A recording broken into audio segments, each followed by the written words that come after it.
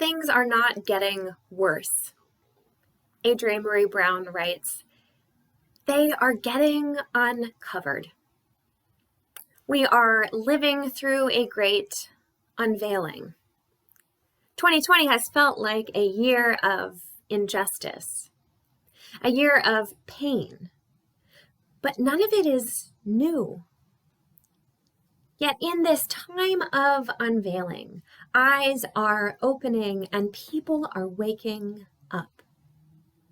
Waking up to the depth of division in our country and the depth and pain and heartbreak that drives so many into the streets in protest. Waking up to the reality that our systems are not broken, but functioning precisely as they were designed to function. It's a heavy reality to wake up to, which is why, as Brown says, we must hold each other tight and continue to pull back the veil. And so I wonder, what does it mean to hold each other tight? What does it look like to pull back the veil? I learned a term recently that is helping me grapple with these questions. The term is spiritual impasse. Healing justice practitioner Raquel Faithfull offers a beautiful definition, describing spiritual impasse as the point at which an individual or a community hits the limit of how they've been approaching something and are stuck in their ability to take meaningful action or find a way forward. Instead, they are going in circles, repeating unworkable approaches. The root of this difficulty is that the established framework of meaning and values is not adequate to the present reality. To move forward, we must engage in transforming our framework of meaning. In various areas of our collective life, systemic injustice and racism in particular, we have come to a place of impasse. We repeat unworkable approaches with different names: diversity, inclusion, service, missions, none of which have proven adequate to the present reality. Harmful at worst and ineffective at best, our approaches to creating a more just world have yet to reckon with power. They have been intellectual and solution-based, when what impasse calls for is the work of moral and spiritual reckoning. And this is complex emotional work, theological work. It will require new narratives and it will require transformation. As a people, we construct our frameworks of meaning, our values, and our understandings of who we are within the culture we live in and through the teachings and the narratives, both explicit and implicit, of our faith traditions. So to tell a new story, to reshape the way we see and understand the world, we have to examine the stories that have shaped us. The work of Unitarian Universalist theologian Rebecca Parker introduced me to a new interpretation of the parable of the Good Samaritan that sparks transformative reflection and restorying. The story, as Jesus tells it, begins with a man in a ditch. He is in rough shape.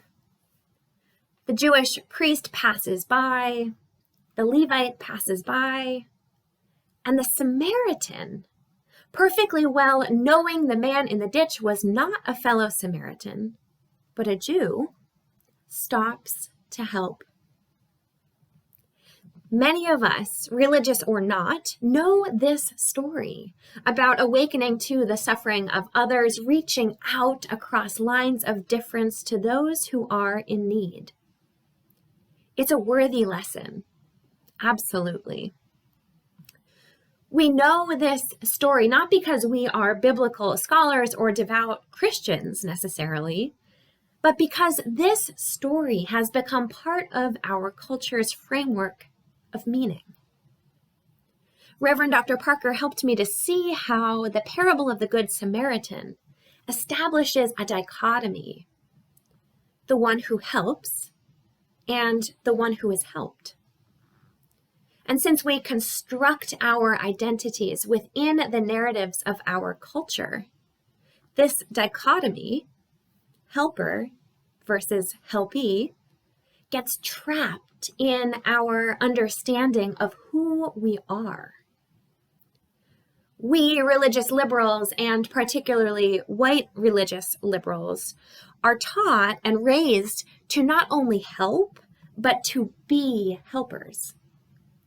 But the trouble is that our attachment to being a helper, to being seen and thought of as good, is based on someone needing our help. Based on the assumption that it is our help, our ideas, our way of doing things that is needed. And so in this season of reckoning with race and inequality, we have arrived at a spiritual impasse. We are stuck. We are seriously stuck, struggling to find ways to take meaningful and concrete action. The action we have taken, helping, relies on a power dynamic of paternalism that will never lead to true justice or liberation. Reverend Dr. Parker explains that to get through this impasse, not to jump over it or fix it or avoid it, but to move through it, we have to not only liberate ourselves and each other from these roles and begin to see everyone as a whole person, but we must actually name and own the ways in which we have caused harm, and name and own that we are part of the systems responsible for people being in the ditch in the first place. Spiritual and moral reckoning is complex, emotional work. It calls us to question who we are, what our role is, to name the power that we have and the ways in which we have chosen or not chosen to use it.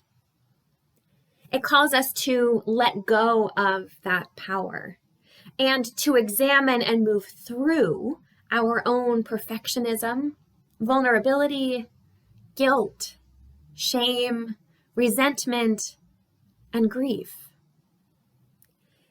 And to do so motivated not by pity or a desire to be good or a desire to be forgiven, but by love and love alone. The bad news is that this is not an intellectual process.